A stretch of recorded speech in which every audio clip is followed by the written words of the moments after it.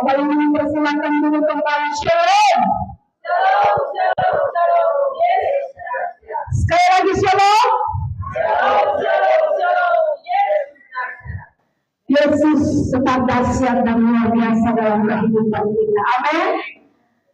Saya percaya bahwa Tuhan hadir di tempat ini. Tuhan bertata di atas setiap ujian orang yang percaya kepadanya, karena janjinya di mana 2-3 orang bersekutu demi namanya Dia hadir. Ingat bahwa kehadiran Tuhan bukan karena kehebatan satu orang pun di antara kita. Saya percaya Tuhan hadir di tempat ini bukan karena kekuatan satu orang pun untuk menghadirkan Dia di sini. Sebab kita pikir kita dapat apa sampai bisa menghadirkan Dia, Raja dan Saudara-raja. Tapi kita dapat apa sampai bisa menghadirkan Tuhan. Tuhan di atas segala Tuhan pencipta langit bumi itu hadir di tempat ini. Kita pikir kita dapat apa sampai kita pikir bahwa dengan kekuatan kita bisa menghadirkan Dia di sini. Kita adalah yang bisa menghadirkan Dia di sini. Yang bisa membuat Dia bertata di sini adalah hati yang remuk dan hancur. Sebab kita berkata, Dia Allah yang bertata di atas hati yang remuk, hati yang hancur. Makanya kalau datang beribadah, itu datang dengan kerinduan, rasa haus dan lapar, dengan satu kebutuhan di hati. Tuhan, saya tidak bisa hidup tanpa Tuhan. Allah bertata di atas hati yang hancur dan remuk. Jadi Dia bertata di tempat ini bukan karena kita hebat, bukan karena kekuatan kita menghadirkan Dia di sini. Tapi Dia lihat hati yang hancur yang membutuhkan Dia, hati yang merasa Tuhan saya hina, saya membutuhkan Tuhan, Tuhan saya hina Engkau Dia, Tuhan saya orang yang berdosa, Engkau Allah yang agung, yang suci, yang kudus, saya membutuhkan Engkau. Nah Bapak Ibu, mulai dari minggu kemarin kita sudah mulai berbicara tentang penyertaan Tuhan. Saya sedikit kilas balik khotbah saya di minggu kemarin jam kedua, kalau Bapak Ibu hadir, ya. Tema yang disampaikan oleh Bapak Gembala di minggu kemarin, Bapak Gembala suruh sampaikan tentang penyertaannya sempurna. Sama-sama bilang dengan saya penyertaannya sempurna. Sedikit kilas balik tentang khotbah minggu kemarin. Kalau kita percaya penyertaan Tuhan sempurna, maka ada 5 poin yang kemarin saya sudah sampaikan. Kalau penyertaan Tuhan sempurna dalam hidup kita, maka yang paling utama, paling pertama itu kita harus hidup kudus. Karena Tuhan menyertai kita harus hidup dalam kekudusan, dalam kebenaran. Amin, untuk Tuhan menyertai. Kita percaya Tuhan sudah bangkit. Amin, untuk Tuhan sudah bangkit. Tuhan sudah mati untuk tebus dosa kita, dan amin, untuk Tuhan sudah bangkit dan menang mengalahkan maut. Amin, untuk itu tapi pertanyaannya, kapan kita bangkit? Kita percaya Tuhan bangkit. Kapan kita bangkit dari kematian kita? Kapan kita bangkit dari sakit jiwanya kita? Kapan kita bangkit dari sakit kita singgung? Kapan kita bangkit dari sakit emosi? Kapan kita bangkit dari setiap dosa-dosa kita? 30 tahun, 40 tahun kita rayakan kebangkitan Kristus. Kapan kita bangkitnya? Amin. Amin, untuk Tuhan menyertai ketika Yesus sudah naik ke surga. Dia berkata, aku menyertai engkau sampai kesudahan alam. Amin, untuk Allah Immanuel yang menyertai. Tapi pertanyaannya, Dia menyertai kita untuk apa? Ya, untuk hari-hari bangun, kerja, makan, istirahat. Ya, bangun lagi, kerja, makan, tidur. Bangun lagi cuma untuk itu, kalau hanya untuk itu kau tidak perlu Tuhan sertai. Tuhan sertai kita untuk apa? Untuk Tuhan, saya mau berangkat ke Ambon. Tuhan, tolong sertai saya dari Saudi ke Ambon. Tuhan sertai dong, supaya saya tiba dengan selamat, tidak terjadi celaka atau sakit dan sebagainya. Kalau cuma untuk itu, Tuhan tidak perlu sertai. Ya, Tuhan sertai kita, itu tujuannya supaya kita bisa melakukan apa yang tidak bisa kita lakukan secara manusia. Bisa kita lakukan karena Tuhan sertai kita. Jadi waktu kita minta penyertaan Tuhan, Tuhan sertai. Saya mau berangkat ini ke Ambon, Jakarta, atau kemana saja Tuhan sertai perjalanan saya. Itu tujuannya, maksudnya adalah supaya waktu kita dari sini sampai ke Ambon, dalam perjalanan kita tetap hidup benar.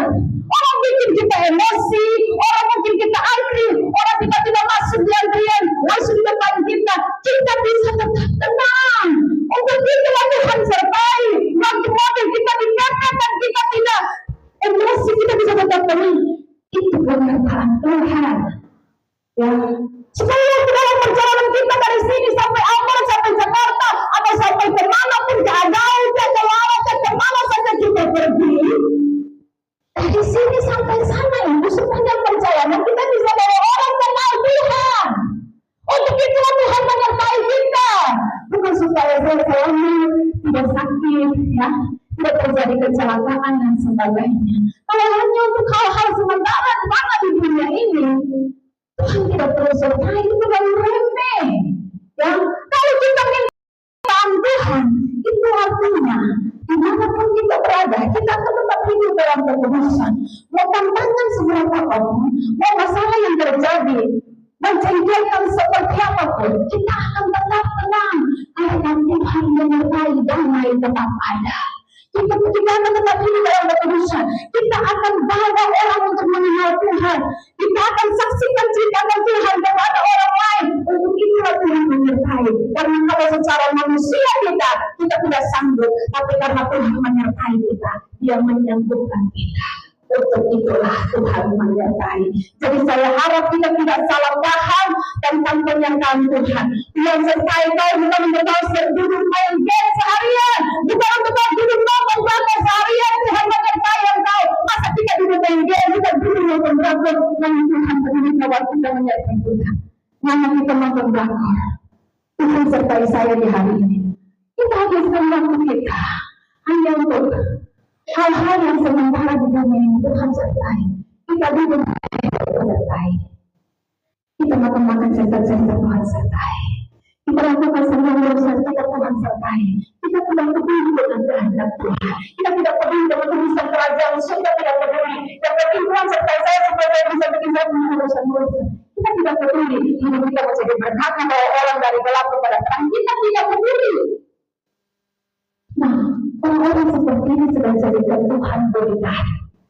Tuhan jadi satpam yang menyertai dia melakukan segala urusannya dalam hidup ini, melakukan mengejar hal-hal yang sementara di dunia ini. Kita sedang menghina penyertaan Tuhan. Ya, ingat sekali lagi, Tuhan menyertai kita supaya kita bisa melakukan hal-hal yang secara manusia tidak sanggup kita lakukan, tapi karena Tuhan sertai, kita bisa melakukannya. Di tempat pekerjaan kita, waktu kita bekerja, kita bisa membawa orang dari gelap kepada terang. Kita bisa menyaksikan Tuhan kepada setiap orang yang kita jumpai. Tuhan sertai kita supaya waktu di tempat pekerjaan kita bisa melihatkan kerajaan Allah, pemerintahan Allah di tempat pekerjaan kita. Untuk itulah Tuhan menyertai kita. Sebab Tuhan dengar ini baik. Ini akhir zaman. Ini 2025. Kalau kita tidak menuai jiwa-jiwa, iblis akan menuai jiwa-jiwa. Makanya jangan heran kalau ada orang mati dalam kebinasaan. Orang mati tanpa kenal Tuhan. Kau di mana? Orang mati tanpa kenal Tuhan, kita di mana? Kita dulu. Dan iblis semakin gencar menuai jiwa-jiwa. Kita malu menceritakan Tuhan. Alkitab katakan dalam kitab Wahyu. Ya, bahkan dalam Matius, semua orang yang malu mengakui aku di hadapan manusia, aku pun akan malu mengakui dia di hadapan Bapa di surga. Maka jangan heran hari terakhir Tuhan bilang aku tidak mengenal ungkapannya dari hadapanku. Bahkan dalam kitab Wahyu dikatakan kebutuhan pertama orang yang akan masuk dalam neraka penakut. Penakut di sini bukan takut kecoa, takut laba-laba dan sebagainya. Penakut di sini adalah takut memberitakan Tuhan. Maka benar diberkati oleh Tuhan. Ketika kita menyadari penyertaan Tuhan, maka kita akan hidup dalam keputusan. Kita tidak bisa lagi berkata, kita bisa sendiri. Dosa kita pasti emosi, kita merasa tersinggung, pasti kita tersinggung. Ya, ini bahasa orang yang tidak disertai Tuhan. Tuhan sertai kita supaya menentukan kita untuk hidupku bukannya aku lagi melainkan Kristus yang hidup di dalam aku. Tahu tak nih kalau Bapak Saudara? Siapa yang di sini yang belum baptis coba angkat tangan? Ada, semua sudah dibaptis, amin. Waktu kita dibaptis, namanya baptis dari bahasa aslinya baptiso yang artinya direndam, dicelupkan, direndam.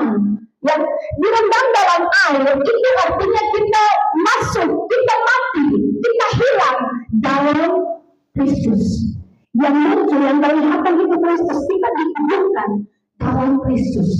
Yang kelihatan adalah Kristus, karakter Allah, karakter kita dikuburkan, direndam di dalam Tuhan, tidak lagi kelihatan. Maka semua orang yang sudah dibaptis harusnya karakternya, dirinya, keakuannya tidak lagi kelihatan. Yang kelihatan adalah Kristus.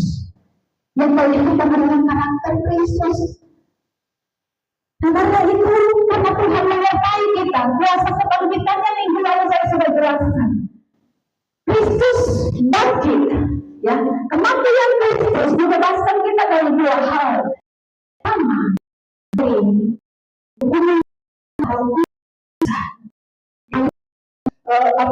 pertama itu hubungan dosa. Jadi kita tidak bisa katakan kita bisa sabar. Kau pasti bisa karena kau sudah tidak lagi terikat. Ya, kau pasti bisa untuk hidup dalam kekudusan, dalam pengampunan, karena kau sudah tidak lagi terikat dengan kebencian. Kau sudah tidak lagi terikat, kau sudah bebas, kau sudah lepas. Ya. Dan yang kedua, selain dia membebaskan kita dari belenggu, dari kuasa dosa. Yang kedua, dia menebus kita dari hukuman dosa. Kemarin saya sudah sedikit jelaskan. Ya, dosa itu hutang. Kalau kita baca dalam firman Tuhan beberapa kali ketika Tuhan mengajarkan, dan ampunilah kami akan kesalahan kami atau dosa kami. Apa yang dipakai untuk menerjemahkan kesalahan di situ dari terjemahan Inggrisnya. Apa yang dipakai untuk menerjemahkan itu adalah debt, hutang. Ya, debt collector itu penagih hutang. Nah, forgive our debt, ya. Jadi ampunilah dosa kami atau kesalahan kami. Jadi dosa itu hutang. Nah, kemarin saya sudah jelaskan, kalau Bapak Sandi datang hutang kepada saya, bulan ini hutang 200 juta, bulan depan datang lagi pendeta, saya minta hutang 500 juta, bulan depan lagi datang pendeta, saya bisa hutang mereka 600 juta. Setelah itu, lewat 2 tahun, Bapak Sandi tidak bayar hutang. Akhirnya saya bilang, Bapak Sandi, saya lagi mau perlu uang saya, tolong kembalikan hutang saya. Ya, hutang saya lagi Bapak Sandi 1,2 miliar. Apakah seperti itu?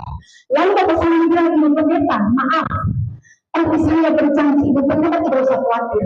Saya berjanji mulai dari saat ini, saya tidak akan pernah berhutang lagi kepada Ibu Pendeta. Saya berjanji saya berhenti berhutang. Saya tanya, urusan beres?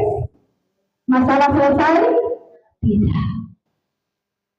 Berhenti hutang itu masalah kedua. Masalah utamanya apa? Bayar. Dinasti dulu, kamu berhutang, kamu beramal banyak sebaik apapun, itu masalah selanjutnya. Masalah utamanya, lunasi dulu hutangmu.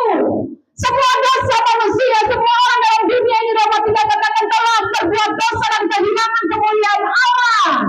Dengan kebaikan kita seperti wawancara dari Gilbert Dumaitan dan Richard Lee, ya, bahwa kalau masuk Islam pun kita tetap selamat. Ya, nah ini sudah sesuatu yang salah.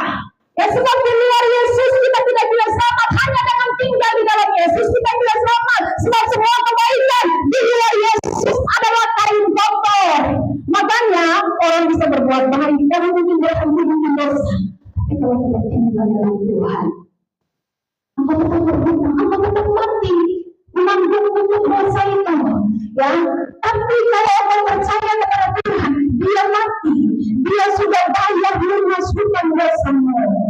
Ya, hutang dosa kita Alkitab katakan waktu dia mati, dia sudah hutang dosa itu dia takut bagi kayu salib itu. Artinya sudah lunas dibayar oleh Tuhan. Nah, karena dia sudah bayar lunas hutang dosa kita hidup di dalam dia. Jangan lagi berhutang, jangan lagi berbuat dosa. Itu setelah kita tinggal di dalam dia. Kalau tidak di dalam dia, kamu baik sebagai apapun, kamu sedikit dosa, tidak ada guna, tetap neraka. Sampai sini kita bisa paham, Nah, Bapak Ibu yang diberkati oleh Tuhan. Jadi kita, kalau Tuhan menyertai kita sebenarnya harus hidup dalam kekudusan. Nah, saat ini kita akan melihat masih tetap penyertaan Tuhan. Judul khotbah di hari ini adalah berhasil dan beruntung bersama Kita akan lihat firman Tuhan dalam Yosua pada pasal yang pertama, ayatnya yang pertama hingga ayatnya yang ke-9. Yosua 1 ayatnya yang ke-1 hingga ayatnya yang ke-9.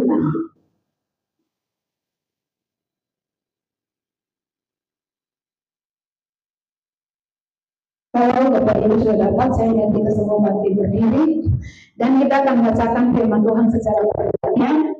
Dari ayat yang pertama dari Paul, wanita akan bacakan, ayat yang kedua bergantian dengan pria, hingga di ayat yang ke-9 kita ketemu di sana baca secara bersama-sama. Mari wanita, 1, 2, 3. Perintah Tuhan kepada Yosua untuk merebut tanah Kanaan. Sesudah Musa hamba Tuhan itu mati, berfirmanlah Tuhan kepada Yosua bin Nun, hak Yehusa itu demikian.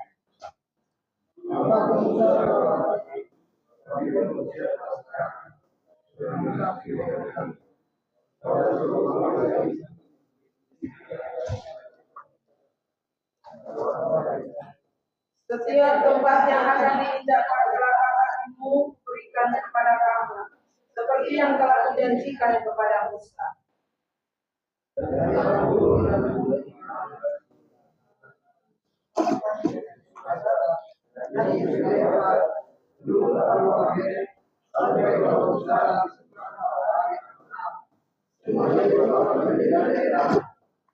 Seorang pun tidak akan dapat bertahan menghadapi engkau seumur hidupmu. Seperti aku menyertai Musa, demikianlah aku akan menyertai engkau. Aku tidak akan membiarkan engkau dan tidak akan meninggalkan engkau.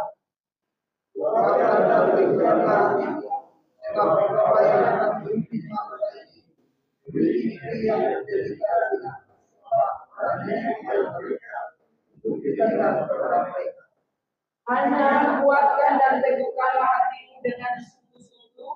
Bertindaklah hati-hati sesuai dengan seluruh hukum yang telah diperintahkan kepadamu oleh hamba Musa. Janganlah menyimpan ke kanan atau ke kiri, supaya kau beruntung kemanapun engkau pergi.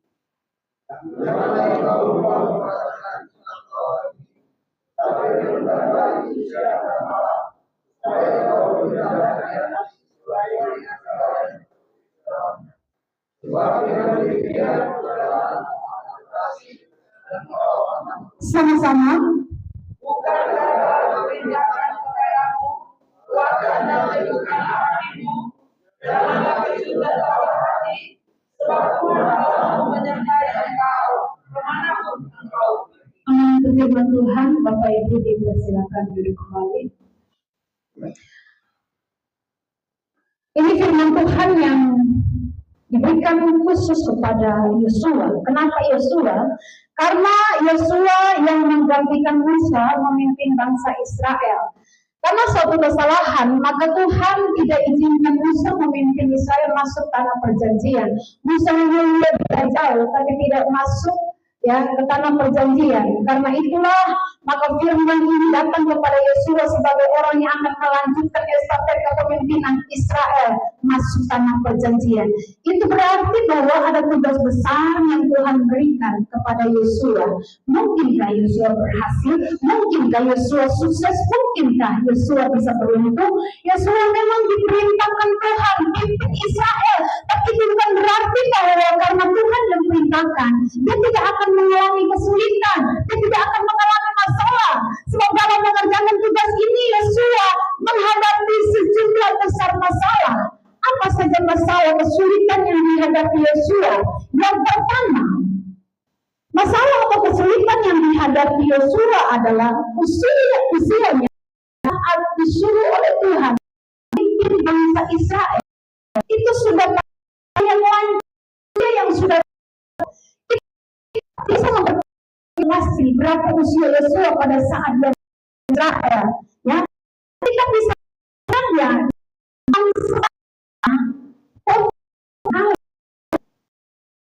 kita tahu beserta Yosua dua orang mengintai Kanaan, yang diutus untuk Kanaan, dan mereka itu sebaya. Kita tidak tahu sama Yosua, Alkitab tidak menceritakan dengan pasti, tapi kita bisa perkirakan dari usia Kaleb. Kita lihat dulu Yosua 14 ayat 6 yang ke-10. Umurnya Kaleb usianya berapa? Yosua 14 ayatnya yang ke-10.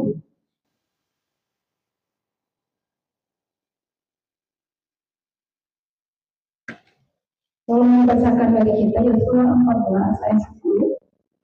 Demikian firman Tuhan. Jadi sekarang sesungguhnya Tuhan telah memelihara hidupku seperti yang dijanjikannya. Ini sudah 45 tahun lamanya sejak diucapkan Tuhan firman itu kepada Musa, dan selama itu orang Israel mengembara di padang gurun. Jadi sekarang telah berumur 85 tahun aku hari ini. Amin. Jadi usia Kaleb atau teman sebayanya Yosua itu 85 tahun. Jadi dari sini kita bisa bayangkan, kita bisa tahu dan perkirakan usia Yosua ada usia yang sama di sekitar 80 sampai 85 tahun ketika dia memimpin Israel masuk tanah Kanaan. Bayangkan saudaraku, sudah usia opa-opa. Adakah di sini usia 80 tahun? Yang paling tua saja, Bapak Guru ya, Bapak Guru berapa? 76, kurang 4, 80. Ya, sudah usia 80 atau 80 sampai 85 tahun. Mereka sudah usia, sudah opa-opa. Dan harus memimpin satu bangsa yang besar masuk Kanaan, masuk tanah Kanaan. Itu bukan suatu tugas yang mudah. Ya, sudah tua tapi harus memimpin satu bangsa yang besar. Bangsa yang keluar, bangsa Israel, jumlah mereka yang keluar dari Mesir diperkirakan 2 juta orang.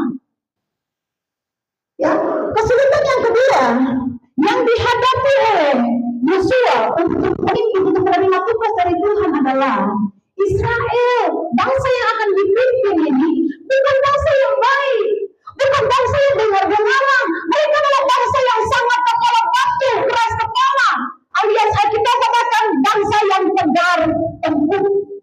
Itu adalah istilah untuk menunjukkan bahwa bangsa ini bangsa yang kepala batu.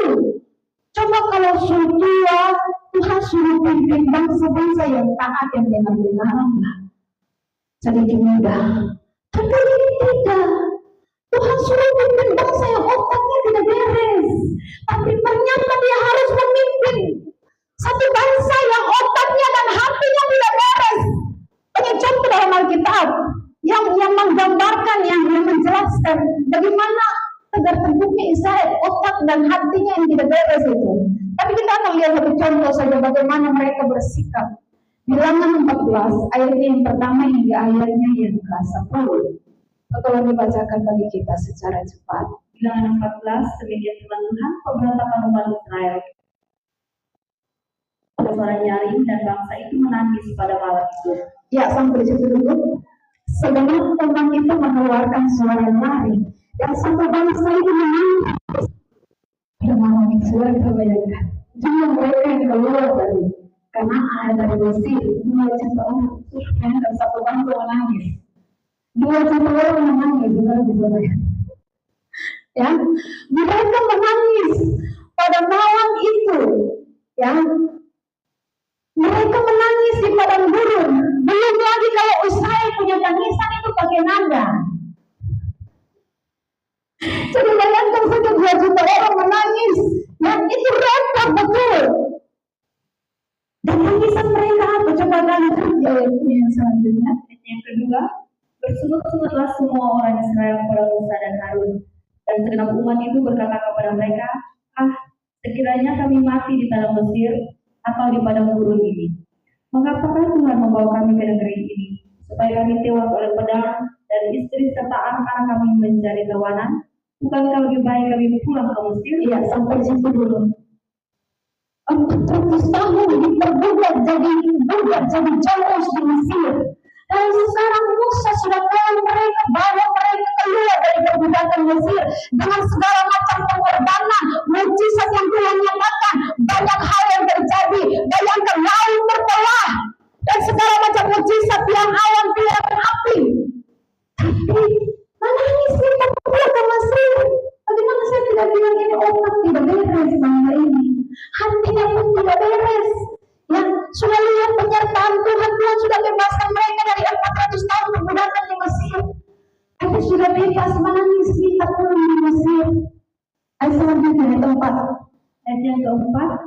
mereka berkata seorang kepada yang lain, baiklah kita mengangkat seorang pemimpin lalu pulang ke Mesir.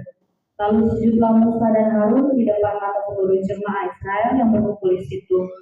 Tetapi Yosua bin Nun dan Kaleb bin Yefune yang termasuk orang-orang yang telah mengintai negeri itu mengoyakkan pakaiannya dan berkata kepada segenap umat Israel, negeri yang kami lalui untuk diintai itu adalah luar biasa baiknya. Jika Tuhan berkenan kepada kita, maka membawa kita masuk ke negeri itu dan akan memberikannya kepada kita, suatu negeri yang berlimpah-limpah susu dan madunya. Hanya janganlah memberontak kepada Tuhan dan janganlah takut kepada bangsa negeri itu, sebab mereka akan kita telan habis. Yang melindungi mereka sudah meninggalkan mereka, sedangkan Tuhan menyertai kita. Janganlah takut kepada mereka. Amin. Jadi ketika mereka hendak minta pulang kembali ke Mesir, masuk dalam perbudakan kembali, disinilah Yosua dan Kaleb muncul untuk bilang kepada bangsa Israel, jangan lihat ke belakang, lihat ke depan, jangan lihat ke Mesir, lihat ke Kanaan, karena kami sudah mengintai negeri itu jauh lebih baik daripada Mesir. Mesir tempat menderita, Mesir tempat diperbudak, tapi di Kanaan penuh susu dan madu. Makanya di ayat yang ke-9 dikatakan hanya janganlah memberontak kepada Tuhan dan janganlah takut kepada bangsa negeri itu, sebab mereka akan kita telan habis. Dan melindungi mereka sudah meninggalkan mereka, sedang Tuhan menyertai kita. Janganlah takut kepada mereka. Yosua ini luar biasa, bangsa yang tegar tengkuk dia nasihati. Tapi kita lihat respon mereka di ayat 10. Ayat yang ke-10, lalu segenap umat itu mengancam hendak melontari kedua orang dengan batu. Tetapi tampaklah kemuliaan Tuhan di kemah pertemuan kepada semua orang Israel. Sampai situ. Lihat. Ya, karakternya Israel gila seperti ini. Ya, Yosua dan Kaleb menasihati mereka supaya tetap semangat. Jangan lihat ke belakang, lihat ke depan betapa perjanjian. Tapi respon mereka adalah segenap umat itu mengancam hendak melontari kedua orang itu dengan batu. Melempar Yosua dan Kaleb pakai batu. Bayangkan bangsa yang model begitu, Tuhan suruh Yosua pimpin mereka di usia yang sudah tua. Kalau ada cerita yang begini, bagaimana Bapak Gembala Ibu Gembala tidak pusing? Berangkat 2 juta orang, pimpin jemaat 100 saja, dengan satu perbuatan lain, satu lain, apakah sakit? Ini 2 juta orang harus dia pimpin, lalu rata-rata 2 juta ini tegar tengkuk. Jadi waktu Yosua terima tugas pimpin bangsa ini, itu bukan tugas yang mudah, itu masalah buat dia. Karena yang pertama usianya sudah tua, yang kedua bangsa ini kepala batu. Masalah yang ketiga yang dihadapi Yosua, mereka harus menduduki bangsa Kanaan, sedangkan bangsa-bangsa yang mendiami Kanaan itu bangsa-bangsa yang kuat, yang hebat, ya. Bangsa-bangsa yang harus dihadapi di Kanaan itu lebih besar dan lebih kuat dari bangsa Israel. Bilangan 13 ayat 28 hingga ayatnya yang ke-33. Bilangan 13 ayat yang ke-28, demikian firman Tuhan, hanya bangsa yang diam di negeri itu kuat-kuat dan kota-kotanya berkubu dan sangat besar. Juga keturunan Enak telah kami lihat di sana. Orang Amalek diam di tanah Negev, orang Het, orang Yebus dan orang Amori diam di pegunungan, orang Kanaan diam sepanjang laut dan sepanjang tepi sungai Yordan. Kemudian kalau mencoba menenteramkan hati bangsa itu di hadapan Musa, katanya, tidak, kita akan maju dan menduduki negeri itu, sebab kita pasti akan mengalahkannya. Tetapi orang-orang yang pergi ke sana bersama-sama dengan dia berkata, kita tidak dapat maju menyerang bangsa itu, karena mereka lebih kuat daripada kita. Juga mereka menyampaikan kepada orang Israel kabar busuk tentang negeri yang diintai mereka, dengan berkata, negeri yang telah kami lalui untuk diintai adalah suatu negeri yang memakan penduduknya, dan semua orang yang kami lihat di sana adalah orang-orang yang tinggi-tinggi perawakannya. Juga kami lihat di sana orang-orang raksasa, orang yang berasal dari orang-orang raksasa, dan kami lihat diri kami seperti belalang, yang demikian juga mereka terhadap kami. Ya, saudara lihat, ya, lawan daripada Israel itu orang-orang yang perawakannya tinggi. salah satunya adalah Goliat, tentara dari Palestina atau Filistin. Itu Goliat. Tingginya Alkitab katakan 3 meter. Dia berhadapan dengan Daud dari Israel. Dia seperti raksasa di hadapan Daud. Dan memang orang-orang ini berkata kenyataan yang mereka lihat. Tetapi tentu mereka pakai bahasa Hebrew yang membesar-besarkan. Ya, mereka melihat diri kami seperti belalang. Dan mereka seperti raksasa, kami seperti belalang. Ini bahasa Hebrew. Tentunya mereka orang-orang yang besar perawan. Karena dari Goliat kita mengatakan ukuran ini seperti apa.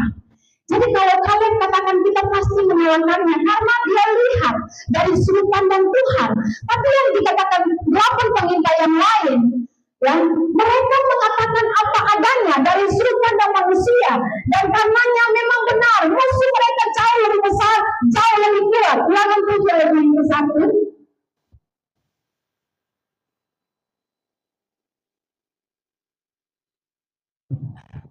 Ulangan 7 ayat yang pertama, sikap terhadap penduduk tanah Kanaan.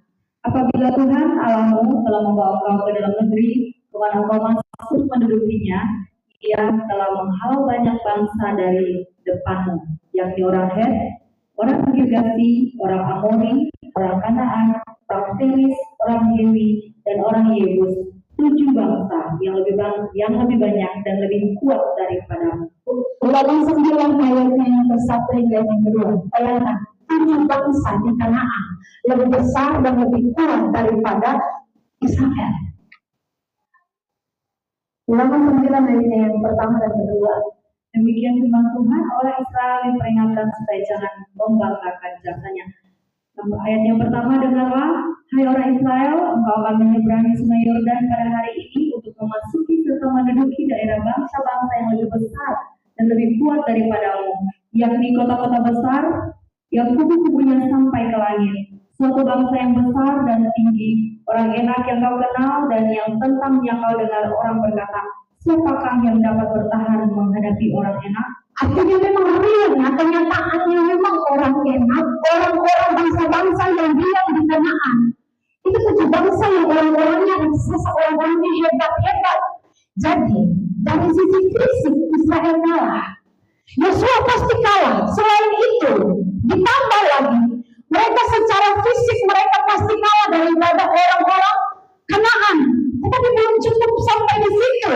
Kota-kota wilayah Kanaan itu kota-kota yang tertutup. Dikatakan di ayat yang pertama kan dikatakan, dengarlah, hai orang Israel, engkau menyeberangi sungai Yordan pada hari ini untuk memasuki serta menduduki daerah bangsa-bangsa yang lebih besar. Ya, yakni kota-kota besar yang kubu-kubunya sampai ke langit. Israel, perhatikan, kubu-kubunya, tembok-temboknya itu tinggi sampai ke langit. Saya tadi lupa untuk gambarnya tembok Yeriko supaya kita bisa lihat. Itu pertahanan orang Kanaan. Tembok Yeriko itu bukan sembarang tembok, bukan seperti tembok kita hari-hari ini. Ya. Nah, di dalam Bilangan 13 ayatnya yang ke-28.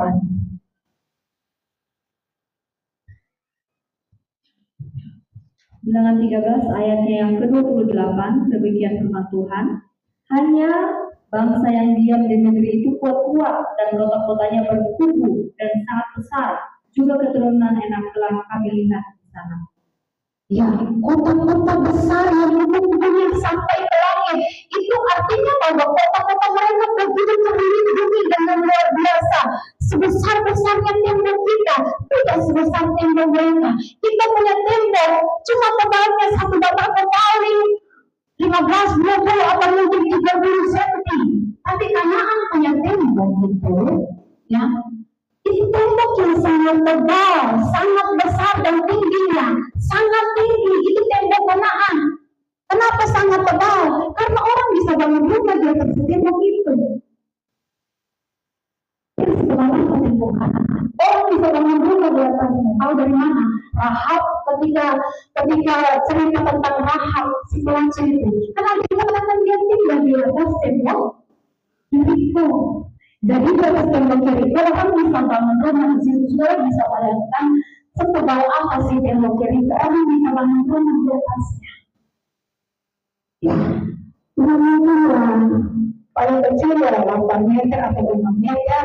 Mereka bangun rumah di atasnya, ya 6 sampai 10 meter mereka bisa bangun. Artinya tebalnya tembok itu setebal itu. Nah, setebal itu dan setinggi itu tembok dari tembok anak-anak yang itu bangsa Kanaan itu Israel mau lawan. Secara kekuatan saja mereka sudah kalah. Apalagi harus bisa membobol tembok Yeriko pakai apa? Kalau pakai rudal mungkin bisa, tapi pada zaman itu mana ada rudal. Ya, mereka mau pakai panah-panah, mau pakai senjata. Sampai ayat begini juga itu tembok tidak akan runtuh. Makanya orang bisa bangun rumah di atas tembok. Bagaimana mereka bisa saja tembok itu kalau tembok Indonesia bisa? Yang tebalnya 20-30 cm paling tebal atau 40 cm, ya orang bisa hancurkan dengan apa senjata mungkin. Tapi kalau ini orang bisa bangun rumah di atas tembok, dengan apa mereka bisa hancurkan sehebat itu, perlindungan yang sehebat itu? Ya, ini masalah yang dihadapi oleh Yosua. Coba kita lihat bukti bahwa orang bangun rumah di atas tembok. Yosua 2 ayat 15. Yosua 2 ayat 15.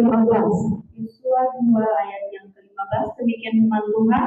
Kemudian perempuan itu menurunkan mereka dengan tali melalui jendela, sebab rumahnya itu letaknya pada tembok kota, dan pada tembok itulah ia diam. Ya, bangun rumah di atas tembok. Jadi tembok itu sangat tebal, sangat tinggi, sangat kokoh.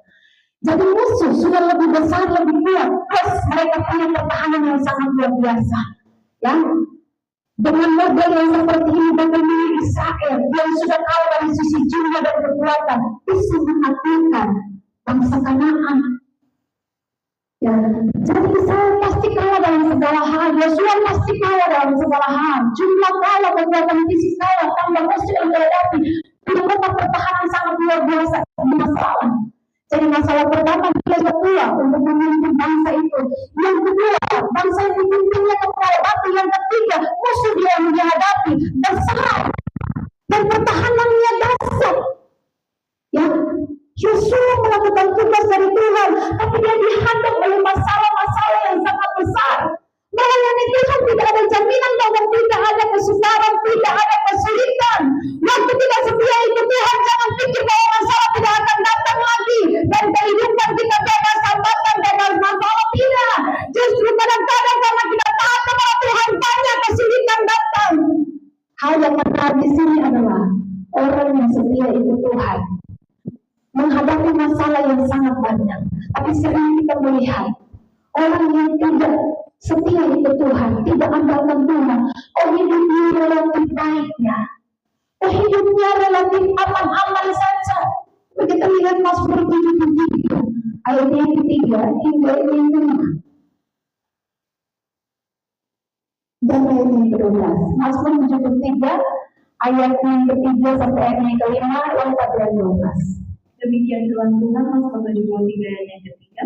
Sebab aku cemburu kepada pembual kalau aku melihat kemunculan orang-orang fasik. Dan yang keempat, sebab kesakitan tidak ada pada mereka, sehat dan gemuk tubuh mereka. Dan kelima, mereka tidak mengalami kesusahan manusia, dan mereka tidak kena tulah seperti orang lain. Ayatnya yang ke-12, sesungguhnya itulah orang-orang fasik, mereka menambah harta benda dan senang selamanya. Itulah orang fasik, mereka menambah harta benda dan senang selamanya.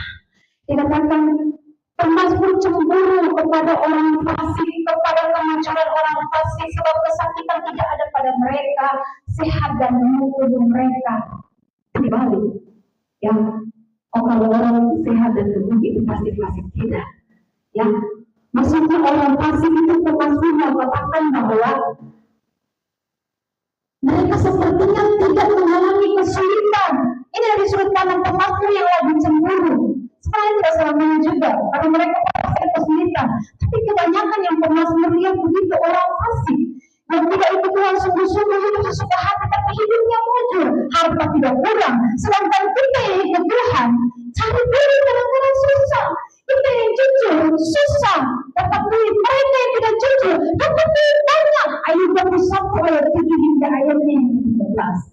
Ayub 21 ayatnya yang ke-7 hingga ayatnya yang ke-12. Ayub 21 ayatnya yang ke-7. Demikian firman Tuhan, mengapa orang fasik tetap hidup menjadi tua, bahkan menjadi bertambah-tambah kuat, keturunan mereka tetap bersama mereka, dan anak cucu diperhatikan mereka, rumah-rumah mereka aman, dan tak ada ketakutan, tentu Allah tidak menimpa mereka. Lembu jantan mereka memancek dan tidak gagal, lembu betina mereka beranak dan tidak keguguran. Anak-anak mereka dibiarkan keluar seperti kambing domba, anak-anak mereka melompat-lompat. Mereka bernyanyi-nyanyi dengan iringan rebana dan kecapi, dan bersukaria menurut lagu seruling. Mereka menghabiskan hari-hari mereka dalam kemujuran, dan dengan tenang mereka turun ke dalam dunia orang mati. Kelihatan enak sekali orang fasik ini. Boleh-boleh menyanyi karaoke dan meninggal dunia dalam tenang. Yeremia 12 ayat yang ke-1 hingga yang ke-2. Yeremia 12 ayat yang Pertama dan kedua. demikian firman Tuhan, keluhan Yeremia dan jawab Allah, Engkau memang benar, ya Tuhan, bila mana aku berbantah dengan Engkau, tetapi aku mau berbicara dengan Engkau tentang keadilan. Mengapakah mujur hidup orang fasik, sentosa semua orang yang berlaku tidak setia? Engkau membuat mereka tumbuh, dan mereka pun juga berakar. Mereka tumbuh subur dan menghasilkan buah juga. Memang selalu Engkau di mulut mereka, tetapi jauh dari hati mereka. Tuhan jauh dari hati mereka. Memang mulut mungkin bisa berseru Tuhan, Tuhan seperti Israel, orang Kristen kebanyakan, tapi hatinya jauh daripada Tuhan. Tapi kenapa Tuhan membuat mereka kerja berhasil? Kita yang taat Tuhan, kadang-kadang Tuhan izinkan ada kegagalan. Ya, segala sesuatu tidak boleh terjadi dalam perjalanan kehidupan kita. Kalau kesulitan itu bisa berlaku bagi Yesua, kenapa bagi kita? Itulah kesulitan Yesua. Tapi bersyukurnya bukan hanya ada kesulitan, tapi ada janji Tuhan yang menyertai Yesua. Sekarang mari kita lihat janji Tuhan kepada Yesua. Di ayatnya yang ketiga, Yesua 1 ayat 3 hingga ayat yang kelima. Setiap tempat yang akan diinjak oleh telapak kakimu kuberikan kepada kamu, seperti yang telah kujanjikan kepada Musa, dari padang gurun dan gunung Libanon yang sebelah sana itu sampai ke sungai besar dari sungai Efrat, seluruh mata orang lihat sampai ke laut besar di sebelah matahari terbenam. Semuanya itu akan menjadi daerahmu. Seorang pun tidak akan dapat bertahan menghadapi engkau seumur hidupmu. Seperti yang aku menyertai Musa, demikianlah aku akan menyertai engkau. Aku tidak akan membiarkan engkau dan tidak akan meninggalkan engkau. Dari ayat ini kita bisa mendapati janji Tuhan kepada Yesua. Apa janjinya? Yang pertama, setiap tempat yang diinjak Yesua akan menjadi milik Israel. Ini tidak boleh diartikan mutlak bahwa Yesua sesuatu hati yang tanah mana saja pasti jadi milik Israel. Tidak. Ayat yang keempat, batas-batas yang sudah ditentukan oleh Tuhan. Yang dari padang gurun dan gunung Libanon di sebelah sana sampai ke sungai besar itu sudah batas-batas yang ditentukan oleh Tuhan akan menjadi milikmu. Jadi akan menjadi daerahmu, tapi ada batas sesuai dengan yang Tuhan berikan. Kalau yang Tuhan tidak berikan, injak pun tidak dikasih. Yang kedua, janji Tuhan, seorang pun tidak akan bertahan menghadapi Yesua seumur hidupnya. Kenapa janji ini diberikan kepada Yesua? Karena Yesua pemimpin, dia harus memimpin perang, dia juga sekaligus seorang jenderal militer yang harus menaklukkan bangsa-bangsa yang Tuhan serahkan kepada mereka. Makanya Tuhan janji seorang pun tidak dapat bertahan menghadapi engkau seumur hidupmu. Dan ini menjadi kenyataan bukan? Karena seluruh Kanaan, 7 bangsa yang lebih besar kekuatannya dari Israel itu ditaklukkan oleh Yesua dan bangsa Israel. Apa yang menjadi dasar percaya bahwa setiap tempat yang diinjak Tuhan akan diserahkan menjadi milik Israel, bahkan tidak seorang pun yang bisa bertahan berdiri di hadapannya, di hadapan Yesua seumur hidupnya. Sebenarnya kunci Yesua bisa percaya kepada janji Tuhan itu cuma satu. Apa itu? Pernyataan Tuhan. Ayat yang kelima dari Yesua 1. Ayat yang kelima. Yesua 1 ayat yang kelima, demikian firman Tuhan, Seorang pun tidak akan dapat bertahan menghadapi engkau seumur hidupmu. Seperti aku menyertai Musa, demikian aku akan menyertai engkau. Aku tidak akan membiarkan engkau dan tidak akan meninggalkan engkau.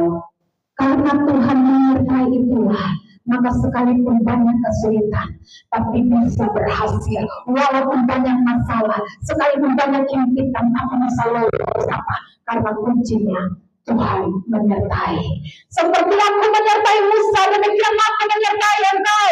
Jadi penyertaan Tuhan ini penting, supaya Yordan bisa diseberangi, tembok Yeriko bisa runtuh. Semuanya hanya karena penyertaan Tuhan. Amin.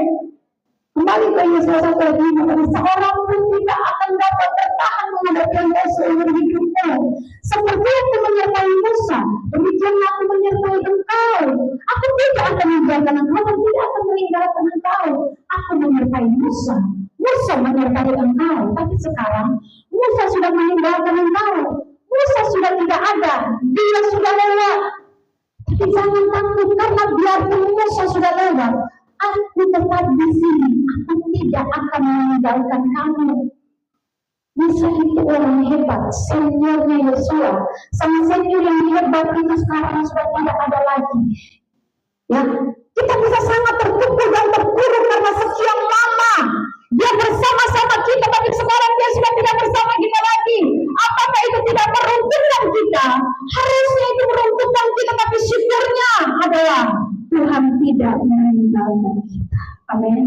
Coba bayangkan, sekian lama mungkin hidupmu bergantung pada suamimu, tapi suamimu sudah lewat, terus bagaimana hidupmu? Jangan khawatir, karena Tuhan tidak meninggalkan engkau. Sekian lama hidupmu berjalan dengan baik karena ada istrimu, tapi sekarang istrimu meninggalkan kamu, istrimu sudah lewat. Ya, tapi Tuhan tidak meninggalkan kamu. Sekian lama hidupmu berjalan karena orang tuamu ada, tapi sekarang ternyata orang tuamu pun lewat meninggalkan kamu. Tapi Tuhan tidak pernah meninggalkan engkau. Sekian lama hidupmu berjalan bahagia dengan kekasihmu, tapi di penghujung bulan Januari dia telah meninggalkan engkau. Kisah cinta kita berakhir di Januari. Kamu menangis seharian semalaman, tapi tidak usah cemas. Silakan menangis seharian, tapi tidak usah cemas karena Tuhan tidak meninggalkan kamu. Amin. Ada seorang berkata, pahlawan meninggalkan kita, tetapi Allah tetap tinggal. Ya, seorang lagi berkata, ini anonim semua saya baca. Ya, ungkapan mereka, whoever has come, God remains. Siapapun, apapun telah pergi, Allah tetap tinggal. Itu sebenarnya kunci kemenangan kita, karena Allah tetap menyertai kita. Semua boleh pergi tinggalkan kita, tapi Allah tetap tinggal. Amin. Sepanjang jalan Tuhan pimpin, itu cukup bagiku. Sepanjang jalan Tuhan pimpin, itu cukup bagiku. Apakah yang kurang lagi jika Dia panggil? Ini mengajar kita bahwa kita tidak perlu bersandar kepada pahlawan, karena pahlawan pun bisa lewat, Musa bisa lewat. Bersandarlah kepada Tuhan. Amin. Dalam hidup ini seringkali banyak orang kita jadikan sebagai sandaran kita, jadikan sebagai pahlawan kita jadikan sebagai malaikat kita. Tuhan pakai mereka, tapi ada saatnya mereka pergi, tapi Tuhan tetap ada. Kita bersyukur bahwa janji sebagaimana yang diberikan kepada Yosua dengan bangsa-bangsa yang lain, ya, diberikan kepada kita.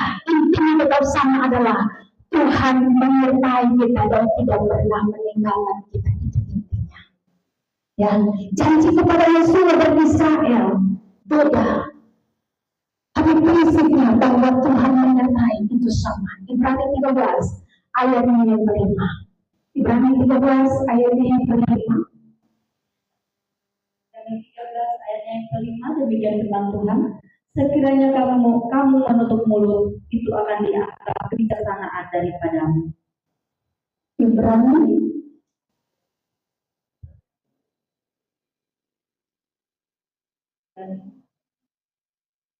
demikian firman Tuhan. Janganlah kamu menjadi hamba uang dan cukupkanlah dirimu dengan apa yang ada padamu.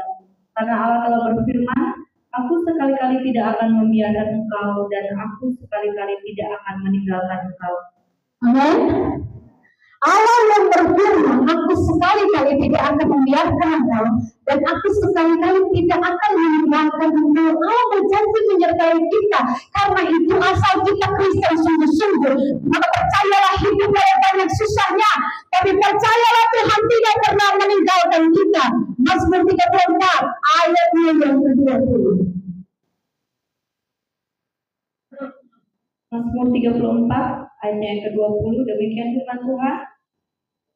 Kemalangan orang benar banyak, tetapi Tuhan melepaskan dia dari semuanya itu. Di sini kita jelas katakan, kemalangan orang benar tadi kita banyak, banyak, tapi Tuhan melepaskan dia dari semuanya itu.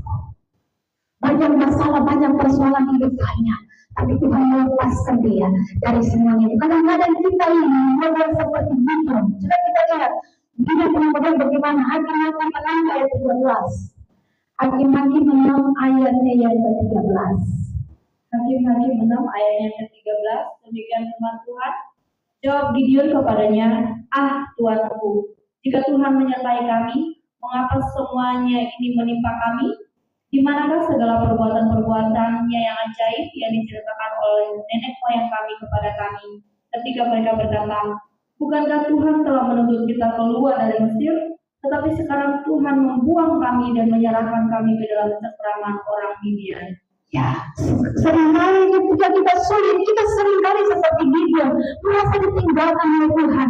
Tapi iman pada firman membuat kita yakin, sekalipun tangan Tuhan tidak terlihat, tapi hati Tuhan tetap ada. Seringkali penderitaan, hidup yang banyak, ya, membuat mata kita dipenuhi air mata sehingga kita tidak bisa melihat tangan Tuhan. Tapi sekalipun kita tidak bisa melihat tangan Tuhan, percayalah hati Tuhan. Dia tidak akan membiarkan kamu. Alkitab katakan dia tidak sekali-kali membiarkan engkau. Dia akan menyertai engkau. Jangan menjadi hamba uang. Jangan ingin cepat kaya, Alkitab katakan. Karena orang yang kaya terjerat dalam berbagai-bagai pencobaan. Karena ingin cepat kaya, akhirnya ikut ini. Di situ akhirnya terjerat dalam berbagai-bagai pencobaan dan duka. Jangan mau cepat-cepat kaya. Jangan menjadi hamba uang. Cukupkanlah dirimu dengan apa yang ada padamu, sebab Allah telah berfirman, aku sekali-kali tidak akan membiarkan engkau, aku menyertai engkau. Ya. Maka seorang pernah berkata, seringkali karena penderitaan hidup kita tidak melihat Tuhan, karena air mata memenuhi mata kita. Tapi waktu kita tidak melihat tangan Tuhan, percayalah hati Tuhan, dia tidak akan membiarkan engkau. Kenapa? Karena kalau sampai Tuhan benar-benar meninggalkan, Tuhan sedang menyangkal firman-Nya dan itu mustahil. Mustahil. Dia pasti akan bersama-sama dengan kita dan bersama dengan Tuhan. Itulah sumber keberhasilan, itulah sumber keberuntungan. Ingat Yesus dalam perjanjian lama, dia anak muda yang takut akan Tuhan dan semua yang dikerjakannya berhasil. Di rumah Potifar jadi budak dia berhasil, masuk penjara juga dia berhasil, keluar penjara jadi perdana menteri juga berhasil. Apa kunci keberhasilannya? Kejadian 39 ayat yang kedua hingga ayat yang ketiga. Kejadian 39 ayat yang kedua, demikian firman Tuhan. Tetapi Tuhan menyertai Yusuf sehingga ia menjadi seorang yang selalu berhasil dalam pekerjaannya. Maka tinggallah ia di rumah tuannya orang Mesir itu. Setelah dilihat oleh tuannya bahwa Yusuf disertai Tuhan dan bahwa Tuhan membuat berhasil segala sesuatu yang dikerjakannya. Ya, berarti kunci berhasilnya Yusuf karena apa? Penyertaan Tuhan. Maka jalani hidup kita dengan keyakinan. Segala sesuatu, banyak orang boleh tinggalkan kita, harta kekayaan boleh lenyap, tapi Tuhan tetap tinggal dengan kita. Tapi untuk janji Tuhan itu berarti ada syarat yang perlu Yesus lakukan. Yang ini ke-7 dan 8 akan lanjut di ayatnya yang di pada yang kedua. Karena waktu kita terbatas, saya akhiri firman Tuhan sampai di sini. Tetaplah percaya Tuhan menyertai kita. Untuk Tuhan menyertai di ayat yang ke-7 dan 8. Kuatkan dan teguhkan hatimu, tetaplah percaya kepada Tuhan dan bertindak hati-hati sesuai dengan seluruh hukum yang tertulis dalam firman Tuhan. Amin. Untuk firman Tuhan, saya ucapkan musik BLC maju ke depan. Terima kasih Tuhan. Untuk Alkitab kita renungkan kebenaran firman Tuhan. Haleluya.